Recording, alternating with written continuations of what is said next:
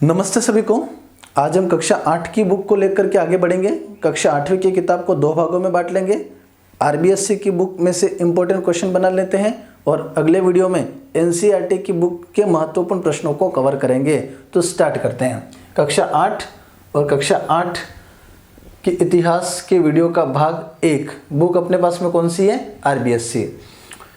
ये कुछ स्टूडेंट हैं जो रीट में हाल फिलहाल में चयनित हुए हैं, सफल हुए हैं। तो स्टार्ट करते हैं एक एक क्वेश्चन को समझना। पहला क्वेश्चन है 1857 की क्रांति में ये कथन किसका है कि इन्होंने तूफानों में तरंग धैर्य का कार्य किया, नहीं तो हमारी कश्ती बह जाती। तूफान में तरंग धैर्य का कार्य किया, नहीं तो हमारी कश्ती बह जाती। आपको पता ही है 1857 की जो क्रांति हुई थी उसमें अंग्रेजों ने बड़ी मुश्किल से क्रांति को वापस दबाया था। तो यह स्टेटमेंट किसने दिया है कि अगर 1857 के बगावत वाले तूफान में हमारी कश्ती बह जाती अगर बीच में तरंग धैर्य का कार्य नहीं हुआ होता। तो तरंग धैर्य से मतलब क्या है कि भारत के जितने भी अधिकांश राजा महाराजा, गिने चुने राजा महाराजा को छोड़ दें तो लगभग सभी राजा महाराजाओं ने 1857 की क्रांति में अंग्रेजों की मदद की थी। और अंग्रेजों की मदद करने के कारण अंग्रेजों की कश्ती, अंग्रेजों के नाव डूबते डूबते बच गई। ठीक है। तो स्टेटमेंट किसने दिया था? पैट्रिक लॉरेंस, होम्स, डिज़राइली और लॉर्ड कैनिंग। तो स्टेटमेंट दिया था किसने? लॉर्ड कैनिंग ने। यह क्रांति के समय भारत के गवर्नर जनरल थे और बाद में ये भारत के प्रथम वायसराय बने। कंप्लीट है। अगला प्रश्न, दूसरे प्रश्न को देखते हैं। ज्योतिबा फुले के संबंध में असत्य कथन को पहचानिए। ज्योतिबा फुले के संबंध में असत्य कथन को पहचानिए। आपको पता ही है ज्योतिबा फुले एक समाज सुधारक हैं और सामाजिक सुधार आंदोलन के समय स्वामी विवेकानंद, राजा राम मोहन राय के साथ में इनका नाम भी लिया जाता है। तो ज्योतिबा फुले की एक एक बात को देखते हैं। इन्होंने गुलामगिरी पुस्तक लिखी, सही बातें। इन्होंने सत्य शोधक समाज की स्थापना की, सही बातें।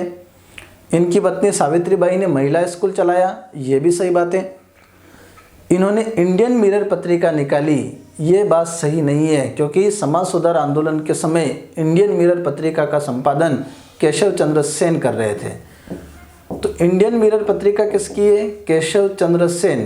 तो यहाँ पर इंडियन मिरर का संबंध ज्योतिबा फुले से नहीं है। लेकिन मोस्ट इंपॉर्टेंट है, याद रखना, गुलामगिरी पुस्तक और सत्य शोधक समाज, उसके लिए ज्योतिबा फुले को आज भी याद किया जाता है। ज्योतिबा फुले को आदिवासियों का मसीहा कहा जाता है। ठीक है, अछूतों का मसीहा कहा जाता है। आगे चलते हैं। अगला प्रश्न है अपने पास में, राष्ट्रीय आंदोलन के समय अजमेर के कौन से व्यक्ति ने अपने घर के मंदिर को हरिजनों के लिए खोल दिया था? आज तो ये बिल्कुल सामान्य बात है, लेकिन उस समय की घटना में ये बहुत बड़ी घटना है। राष्ट्रीय आंदोलन के समय अजमेर के कौन से व्यक्ति ने अपने घर के मंदिर को हरिजनों के लिए खोल दिया था? हीरालाल शास्त्री? नहीं, क्योंकि ये जयपुर से बिलोंग करते हैं। हरिभाई किंकर? नहीं, इन्होंने विद्या प्रचारिणी सभा की स्थापना की थी। हरिभाई उपाध्याय? नहीं। तो कौन से व्यक्ति हैं जिन्होंने अपने घर के मंदिर को हरिजनों के लिए खोल दिया था? हरि नारायण शर्मा। याद रखना है, ये पूरा स्टेटमेंट, ये पूरी लाइन 8वीं की किताब में दे रखी है आरबीएससी की बुक में। अगला प्रश्न, तीसरे के बाद में चौथे प्रश्न की तरफ चलते हैं। अपने पास में चौथा प्रश्न है, 1857 की क्रांति के लिए निर्धारित तिथि कौन सी थी? आपको पता ही है 10 में 1857 मेरठ से 1857 की क्रांति स्टार्ट हुई थी। 29 मार्च 1857 मंगल पांडे ने 2 अंग्रेज अधिकारियों की हत्या की थी। 8 अप्रैल 1857 मंगल पांडे को फांसी पर चढ़ाया गया था। तो बची कौन सी तारीख? 31 मई 1857।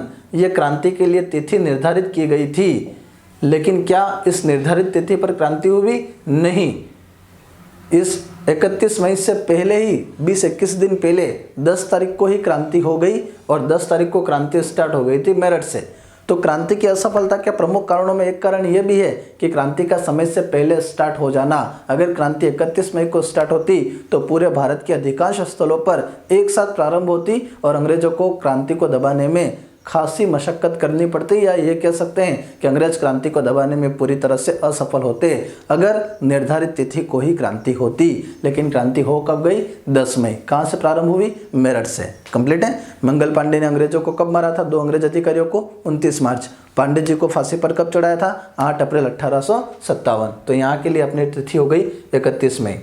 और आपको पता हो तो 31 मई की तिथि को एक स्थान से दूसरे स्थान पर प्रेषित करने के लिए कमल का फूल और चपाती का सहारा लिया गया था। अगला प्रश्न मोस्ट इंपॉर्टेंट है।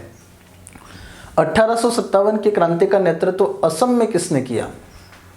ठीक है, आपको कानपुर याद है, लखनऊ याद है, इलाहाबाद याद है, फैजाबाद याद है, दिल्ली याद है, सब याद है। लेकिन यहाँ पर क्वेश्चन थोड़ा सा अलग है कि असम में 1857 की क्रांति की बागडोर किसने संभाली थी? दीवान मनीराम, देवी सिंह, कदम सिंह, रणोजी बापू। चारों नाम थोड़े से यूनिक हैं। तो असम में क्रांति का नेतृत्व किया था दीवान मनीराम ने। दीवान मनीराम ने वहाँ के राजा कंपदेश्वर को राजा घोषित करके क्रांति की बागडोर संभाली थी मनीराम ने। देवी सिंह जी ने मथुरा में क्रांति का नेतृत्व संभाला था। कदम सिंह ने मेरठ में क्रांति का नेतृत्व संभाला था। रणोजी बापू ने सतारा में क्रांति का नेतृत्व संभाला था। तो इन तीनों का संबंध तो मथुरा, मेरठ और सतारा हो गया। तो दीवान मनीराम का संबंध कहाँ से हो गया? असम से। याद रखना, कानपुर में नाना साहब, झांसी में लक्ष्मीबाई, लखनऊ में हजरत महल, बरेली में खान बहादुर खान, इलाहाबाद में मौलवी लियाकत अली, ये सभी 1857 की क्रांति के नेतृत्वकर्ता हैं जिन्होंने अपने अपने स्थान से क्रांति को आगे बढ़ाया है। अगला प्रश्न देखते हैं। अगला प्रश्न है अपने पास में, स्वामी विवेकानंद को वीवी दिशानंद नाम किसने दिया? स्वामी विवेकानंद को वीवी दिशानंद नाम किसने दिया? खेतड़ी महाराज अजीत सिंह ने, रामकृष्ण परमहंस ने, सुभाष चंद्र बोस ने, महादेव गोविंद रनाडे ने। 4 ऑप्शन देख करके आप डायरेक्ट रुकोगे खेतड़ी महाराज अजीत सिंह ने? नहीं, खेतड़ी महाराज अजीत सिंह ने तो उनको नाम विवेकानंद दिया था। लेकिन यहाँ पर प्रश्न की प्रकृति क्या है? वीवी दिशानंद। तो यहाँ पर विवेकानंद जी को वीवी दिशानंद नाम किसने दिया है? उनके गुरु रामकृष्ण परमहंस ने। विवेकानंद जी के बचपन का नाम नरेंद्र दत्त था। वीवी दिशानंद नाम उनको उनके गुरु ने दिया था। और जब ये 1893 में विश्व धर्म सम्मेलन में भाग लेने के लिए शिकागो जा रहे थे, उसके पहले राजस्थान के खेतड़ी के महाराज अजीत सिंह जी ने इनको नाम दिया था विवेकानंद। आगे चलते हैं। अगला प्रश्न है, 1889 में बने राजपूत हितकारिणी सभा का मुख्यालय कहाँ था? संस्था का नाम है राजपूत हितकारिणी सभा। इसका मुख्यालय कहाँ था? तो कोटा में नहीं, जोधपुर में नहीं, जयपुर में नहीं। तो इसका मुख्यालय कहाँ पर था? अजमेर में। कंप्लीट है। आगे चलते हैं। सिंपल सा प्रश्न था, कोई कंसेप्ट वाली बात इसमें थी नहीं। कुरीतियों को समाप्त करने के कानून के संबंध में असंगत कथन को पहचानिए। कौन कौन सी कुरीतियों को बैंड सबसे पहले कौन कौन से रियासत के द्वारा किया गया है, उस पर बात करते हैं। कन्यावध प्रतिबंध कोटा ने 1834 में लगाया, सही बात है। त्याग प्रथा, चारण और भाट जो लोग हैं वो राजपूत कास्ट से बेटियों की शादी के समय मन मर्जी में उपहार मांगते हैं, उसको बंद करने की प्रथा को कहते हैं त्याग प्रथा। ये सबसे पहले जोधपुर ने बैंड की थी 1841 में। मानव व्यापार आपको पता ही है, मानव व्यापार पर प्रतिबंध जयपुर ने लगाया था 1847 में। तो अपने पास में बचा ऑप्शन लास्ट कौन सा है? डाकन प्रथा। तो डाकन प्रथा पर सबसे पहले प्रतिबंध कहाँ पर लगा था? तो खेरवाड़ा में। खेरवाड़ा कहाँ पर है? तो उदयपुर में। किसने लगाया था डाकन प्रथा पर प्रतिबंध? स्वरूप सिंह ने। कब लगा था डाकन प्रथा पर प्रतिबंध? 1853 में। तो यहाँ पर गलत क्या हो गया? डाकन प्रथा पर प्रतिबंध अजमेर ने नहीं लगाया है, उदयपुर ने लगाया है। सबसे पहले खेरवाड़ा में लगा है, उस समय महाराणा स्वरूप सिंह ने लगाया है, 1853 में लगा है। कंप्लीट है। कितने प्रश्न अपने हो चुके हैं? 8। अगले प्रश्न की तरफ चलते हैं। 9वां प्रश्न बहुत ज़्यादा मदद करेंगे आपको एक प्रश्न, क्योंकि ये अभी RBSC की बुक है। अगले वीडियो में अपन NCERT की बुक को कवर करेंगे। तो अगर आपका प्रश्न 1-2 प्रश्न अगर आपको नहीं आ रहे हैं तो संबंधित लेसन को आप देख लें। और 8वीं की NCERT की बुक में आप वही लेसन पढ़ें जो आपके सिलेबस से मैच खाते हैं। सभी यूनिट को भी पढ़ने की ज़रूरत नहीं है, क्योंकि ऐसे ऐसे लेसन है जैसे आदिवासी, दिक्कू और उनका साम्राज्य, वहाँ पर मुश्किल से एक आधी लाइन आपको मिल सकती है, ज़्यादा आपको वहाँ पर कुछ मिलने वाला नहीं है NCERT की बुक में। आगे चलते हैं। वैसे सिलेबस में तो आरबीएससी की बुक 2019-20 का सिलेबस में को ही शो कर रखा, 2019-20 में आरबीएससी की बुक ही चल रही थी, लेकिन 2019 का, 20 का, 21 का अब एनसीईआरटी की बुक चलने लगी ने भी 2 साल होने लग गए हैं। तो अब कोशिश ये रहेगी, अब हो सकता है कि पेपर में आरबीएससी की बुक के साथ में एनसीईआरटी के भी प्रश्न रहें, तो आपको 6ठी से 10वीं की बुक जो कवर करनी है वो एनसीईआरटी के साथ में आरबीएससी को भी देखना है, दोनों को साथ में लेकर के चलना। और सिंपल सा, अगर आपने पहले पढ़ रखा है तो आप 10-15 दिनों के अंदर तो एनसीईआरटी और आरबीएससी की बुक को कवर भी कर लोगे, और सिलेबस के जो लेसन वहाँ पर मैच खाते हैं उसके आप नोट्स भी तैयार कर लोगे। और एक बार सिलेबस के यूनिट को छाट करके वहाँ से जो मेन चीज़ें आपने निकाल ली जो आपके नोट्स में नहीं है, तो फिर वो शॉर्ट नोट्स आप 2-3 दिन में रिवाइज भी कर लोगे, इतनी कोई खास बड़ी बात भी नहीं है, लेकिन एक बार करके उसको आपको पूरी तरह से छोड़ देना है। अगला प्रश्न, राजस्थान की 6 सैनिक छावनियों में एक सैनिक छावनी एरिनपुरा, और एरिनपुरा के सैनिक जब दिल्ली जा रहे थे तो कुशाल सिंह जी की भेंट कौन से स्थान पर एरिनपुरा के सैनिकों से हुई? तो एरिनपुरा के सैनिक ने विद्रोह करके चलो दिल्ली मारो फिरंगी का नारा लगाते हुए अंतिम मुगल बादशाह बहादुर शाह सेकंड का सहयोग करने के लिए जब दिल्ली जा रहे थे, तो एरिनपुरा के आगे कौन से गांव में उनकी भेंट अहुआ के ठाकुर कुशाल सिंह जी से हुई, और आगे जाकर के सैनिक कुशाल सिंह जी के साथ में बगावत को आगे बढ़ाते हैं। तो अहुआ गांव में मिले थे? नहीं। एरिनपुरा गांव में मिले थे? नहीं। आलनियावस गांव में मिले थे? नहीं। तो कौन से गांव में एरिनपुरा के सैनिक और कुशाल सिंह दोनों मिले थे? खेरवा गांव में। और फिर एरिनपुरा के सैनिक ने कुशाल सिंह को अपना नेतृत्वकर्ता मान लिया और फिर गाड़ी आगे बढ़ी। आगे चलते हैं, 90 के बाद में 10वां प्रश्न देखते हैं, भारत में थियोसॉफिकल सोसाइटी का विकास किसने किया? भारत में थियोसॉफिकल सोसाइटी का विकास किसने किया? तो आपको मैं बता दूं कि थियोसॉफिकल सोसाइटी क्या है। तो 1875 के समय में न्यूयॉर्क में थियोसॉफिकल सोसाइटी की स्थापना हुई थी, और 1875 में न्यूयॉर्क में थियोसॉफिकल सोसाइटी की स्थापना की किसने थी? तो कर्नल अर्काट ने और मैडम ब्लातवस्की ने। तो मैडम ब्लातवस्की और कर्नल अर्काट दोनों ने मिल करके थियोसॉफिकल सोसाइटी की स्थापना 1875 में की है। इसका मुख्यालय कहाँ पर था? न्यूयॉर्क में। फिर थियोसॉफिकल सोसाइटी का 1882 में मुख्यालय ले आए न्यूयॉर्क से, कहाँ पर? मद्रास। मद्रास मतलब चेन्नई। मद्रास में भी कहाँ पर? अडियार में। और उसके बाद भारत में थियोसॉफिकल सोसाइटी का विस्तार किसने किया? तो एनी बेसेंट ने। ये एनी बेसेंट आई तो थियोसॉफिकल सोसाइटी के एज ए सदस्य के रूप में, आगे जाकर के थियोसॉफिकल सोसाइटी की अध्यक्ष बनी 1907 में, और भारत की राजनीति में आगे जाकर सक्रिय हुई, और 1917 में कलकत्ता में कांग्रेस की प्रथम महिला अध्यक्ष बनी, होम रूलिंग आंदोलन चलाया। तो थियोसॉफिकल सोसाइटी को भारत में किसने विस्तारित किया? एनी बेसेंट ने। यह थियोसॉफिकल सोसाइटी का गठन कब हुआ था? 75 में न्यूयॉर्क में। किसने बनाया था? कर्नल अर्काट और मैडम ब्लातवस्की ने। अगला प्रश्न है, राजस्थान में 1857 के विद्रोह का भामाशाह किसे कहा जाता है? दामोदर दास 1, अमरचंद भाटिया 2, रामचंद्र 3, जोध सिंह 4। चलते हैं। माना कि यह अपना राजस्थान है, और यहाँ पर एमपी के अंदर एक स्थान है ग्वालियर, और यहाँ पर एक स्थान है बीकानेर। तो बीकानेर से बिलोंग करते हैं एक व्यक्ति, और उस व्यक्ति का नाम है अमरचंद भाटिया। बीकानेर के मूल निवासी हैं और व्यापार करते हैं ग्वालियर एमपी में।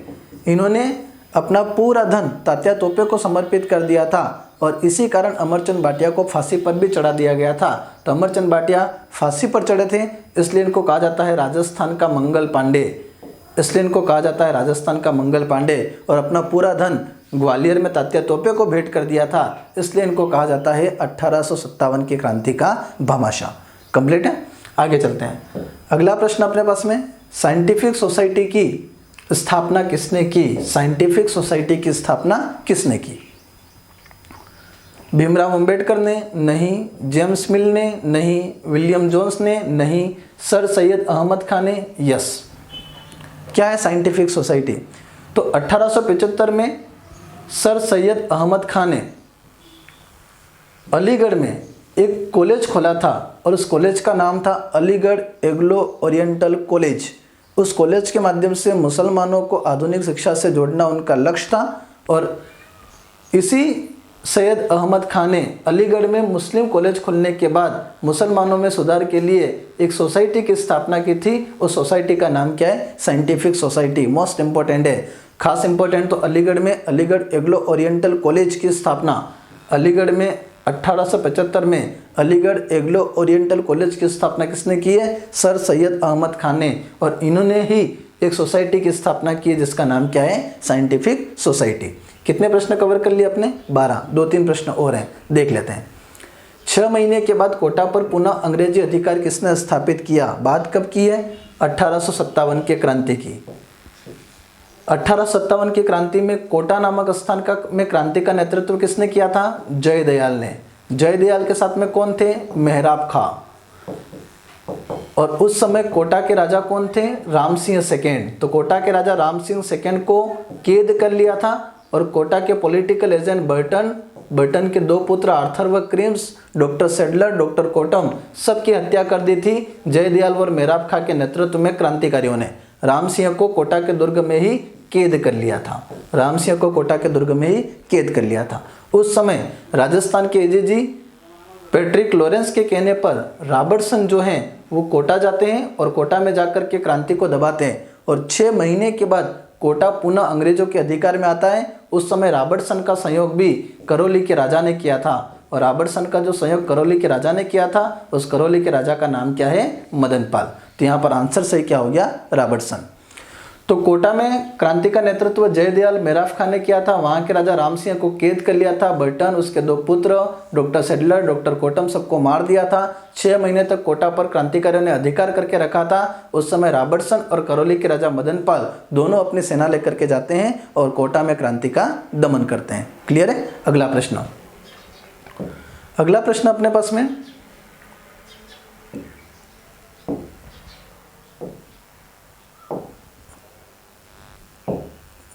आमेर के कौन से राजा के दरबार में गंधर्व बाईसी रहते थे? आमेर के कौन से राजा के दरबार में गंधर्व बाईसी रहते थे? गंधर्व बाईसी मतलब 22 विद्वान का दल। 22 विद्वान का दल कौन से राजा के दरबार में रहता था? मानसिंह नहीं, मिर्जा राजा जयसिंह नहीं, सवाई जयसिंह नहीं, तो कौन? सवाई प्रताप सिंह। तो सवाई प्रताप सिंह जी के बारे में बात करें तो इन्होंने 1799 में हवा महल का निर्माण करवाया था। यह हवा महल बिना नींव खोदे समतल जमीन पर बना हुआ 5 मंजिला इमारत है जो कृष्ण के मुकुट के आकार का बना हुआ है। दूसरी बात, इसी सवाई जयसिंह के दरबार में सवाई जयसिंह खुद ही एक कविता लिखते हैं और कविता किस नाम से लिखते हैं? ब्रज निधि के नाम से यह कविता लिखते हैं और इनकी पूरी कविताओं का संग्रह ब्रज निधि ग्रंथावली में मिलता है। 2 बातें हो गई। तीसरी बात करें इनकी तो प्रताप सिंह जी ने जयपुर में एक संगीत सम्मेलन का आयोजन करवाया था और संगीत सम्मेलन में का अध्यक्ष बनाया था देवर्षि ब्रजपाल भट्ट को और इस संगीत सम्मेलन में संगीत पर एक बहुत बड़ा ग्रंथ लिखवाया था जिसका नाम है राधा गोविंद संगीत सार। कितनी बातें हो गई? तो प्रताप सिंह जी के दरबार में 22 विद्वान रहते हैं। 22 विद्वान को गंधर्व बाईसी कहते हैं। प्रताप सिंह जी ने 1799 में हवा महल का निर्माण करवाया। कृष्ण के मुकुट का आकार का है, 5 मंजिला है। रानियाँ तीज और गणगौर के झरोके देख सके इसलिए बनाया है। 353 इसमें खिड़कियाँ हैं। ब्रजनिधि के नाम से कविता लिखते हैं और इनके सभी कविताओं का संग्रह ब्रजनिधि ग्रंथावली में मिलता है। इन्होंने जयपुर में एक संगीत सम्मेलन का आयोजन करवाया था जिसमें सभी जो लोग उपस्थित हुए थे उन सब ने मिलकर के संगीत पर ग्रंथ लिखना चालू किया था और ग्रंथ देवर्षि ब्रजपाल भट्ट के निर्देशन पर लिखा गया था। ग्रंथ का नाम था राधा गोविंद संगीत सार। ठीक है, 14 प्रश्न तक हो चुके हैं। लास्ट प्रश्न अपना 15वां। लास्ट प्रश्न अपना 1857 की क्रांति के समय कौन से साहित्यकार ने यह पंक्ति लिखी थी? आयो अंग्रेज मुल्क के ऊपर। अपभ्रंश था, अपन ने थोड़ा हिंदी लिख दिया है। आयो अंग्रेज मुल्क के ऊपर, ये पंक्ति किसने लिखी है? बाकीदास ने, सूर्यमल मिश्रण ने, डूंगर जी ने या जवाहर जी ने? तो बाकीदास ने ये पंक्तियाँ लिखी है आयो अंग्रेज मुल्क के ऊपर। बाकीदास ने बाकीदासरी ख्यात नामक ग्रंथ लिखा है। सूर्यमल मिश्रण राजस्थान के राजकवि हैं। इन्होंने भी 1857 की क्रांति के समय साहित्य में अपनी महत्वपूर्ण भूमिका निभाई है। डूंगर जी और जवाहर जी ये दोनों भाई थे। ये धनी लोगों को लूट करके उनका धन गरीबों में बांट देते थे। इन्होंने नसीराबाद छावनी को भी लूटा था। ठीक है। तो डूंगर जी, जवाहर जी ये दोनों सगे भाई हैं, डाकू हैं, पैसा लूट करके गरीबों में बांट देते हैं। पैसा किससे लूटते हैं? धनवानों से। सुलेमान मिश्र राजस्थान के राजकवि हैं, इन्होंने भी 1857 की क्रांति पर कविता लिखी है, साहित्य लिखा है। बाकी दास ने एक पंक्ति लिखी है, आयो अंग्रेज मुल्क रे ऊपर। तो इस तरह से अपन ने वापस कितने क्वेश्चन को कवर किया?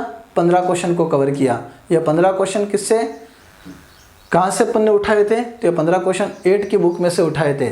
और 8 की बुक में कौन सी वेराइटी? तो RBSC की बुक से। तो अपन 8 की बुक का दूसरा भाग स्टार्ट करते हैं। और 8 की बुक का दूसरा भाग कौन सा? NCERT की बुक। अगले वीडियो में उस 10-15 क्वेश्चन पर चर्चा करेंगे। धन्यवाद।